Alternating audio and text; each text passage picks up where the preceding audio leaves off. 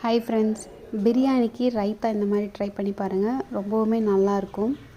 தயிர் கொஞ்சம் எடுத்துகிட்டு நல்லா அடிச்சுக்கலாம். அப்புறம் வெங்காயம் பொடியாக கட் பண்ணி வச்சது, கொத்தமல்லி இலை, அப்புறம் துருவி வச்ச கேரட், இது மூணுமே ஆட் பண்ணிக்கிறேன்.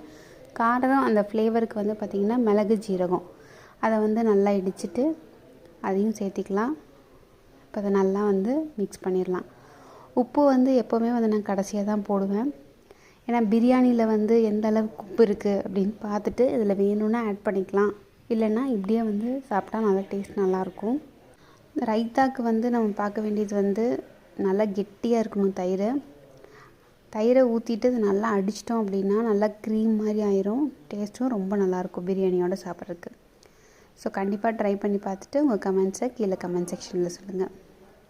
நாங்கள் சிக்கன் பிரியாணியோட இது செஞ்சு சாப்பிட்டோம். பாய்.